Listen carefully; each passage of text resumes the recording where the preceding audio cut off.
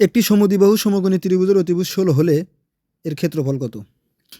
আমরা জানি সমকোণী ত্রিভুজের ক্ষেত্রফল হচ্ছে হাফ গুণন ভূমি গুণন উচ্চতা। তাহলে ক্ষেত্রফলের সাথে অতিভুজের কোনো সম্পর্ক নাই, কিন্তু প্রশ্নে দিয়ে রাখছে অতিভুজ আর চাইছে ক্ষেত্রফল। আচ্ছা, আগে আমরা এটা করে আসি। হাফ গুণন বি গুণন বি সমান হাফ বি স্কোয়ার। এই দিলাম আমি 1 নম্বর সমীকরণ। বি স্কোয়ারের মানটা বাইর করতে হবে। বি স্কোয়ারের মানটা বাইর করতে পারলে আমাদের অঙ্কের অ্যান্সারটা মিলে যাবে। কিন্তু এখানে তো বি স্কোয়ারের মান দেওয়া নাই, এখানে শুধু দেওয়া আছে অতিভুজ। তাহলে এই অতিভুজ থেকে আমাদেরকে বি স্কোয়ারের মান বের করতে হবে। সেটা কীভাবে করি দেখেন।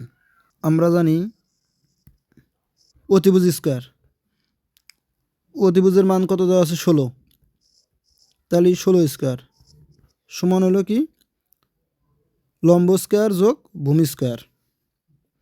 লম্ব দেওয়া আছে বি, বি স্কোয়ার যোগ ভূমি স্কোয়ার আছে বি, বি স্কোয়ার।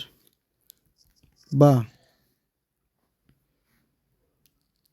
যদি এই পাশটা এই পাশে নিয়ে আসি, বি স্কোয়ার আর বি স্কোয়ার 2 বি স্কোয়ার, তাহলে 2 B square is equal to 16 উপর স্কোয়ার মানে 16 গুণন 16, দুইটা 16।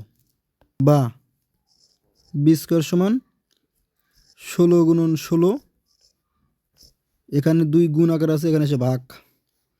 সুতরাং বি স্কোয়ার সমান 2 দিয়ে যদি 16 কাটি তাহলে 8, তাহলে 16 গুণন 8।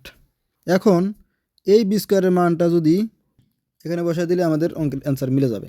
বি স্কোয়ারের মান 1 নংয়ে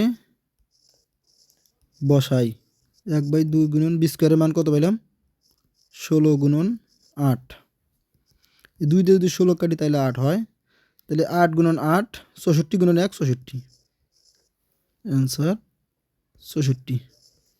আচ্ছা, এখন এটা তো করলাম আমরা লিখিত পরীক্ষার জন্য, কিন্তু পরীক্ষার হলে যখন সময় থাকবে না, যারা চাকরি পরীক্ষা দেয় বা এমসিকিউ পরীক্ষার জন্য যখন এই ধরনের অঙ্ক আসবে, তখন আমরা দ্রুত কিভাবে করব, এটা একটা শর্টকাট টেকনিকের তো দরকার।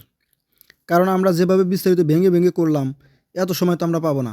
সেক্ষেত্রে শর্টকাট করার জন্য একটা সূত্র হচ্ছে, যদি কোনো সমদ্বিবাহু ত্রিভুজের শুধুমাত্র অতিভুজ দেওয়া থাকে, তাহলে সেটা বের করার একমাত্র শর্টকাট টেকনিক হচ্ছে অতিভুজ স্কোয়ার ডিভাইডেড বাই 4।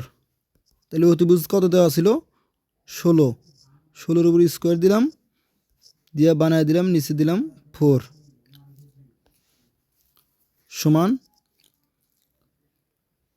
16 গুণন 16, নিচে হচ্ছে 4, 4 দিয়ে 16 গুণন ভাগ দিলে 4 হয়, 4 16 সমান 64। এই 64 মিলে আছে। সবচেয়ে সহজ এবং শর্টকাট টেকনিক হচ্ছে কোনটা, এটা। যদি কোনো সমদ্বিবাহু ত্রিভুজের অতিভুজ দেওয়া থাকে, তাহলে অতিভুজের উপর বর্গ করে তাকে 4 দ্বারা ভাগ করলে ক্ষেত্রফল পাওয়া যায়। ঠিক আছে, আমি এই অঙ্কটা দিয়ে একটা অঙ্ক দিয়ে আপনাদেরকে বেসিক ক্লিয়ার করে দিলাম, প্লাস লিখিত এবং শর্টকাট টেকনিকের জন্য এমসিকিউর জন্য করে দিলাম। আশা করি সবাই বুঝতে পারছেন।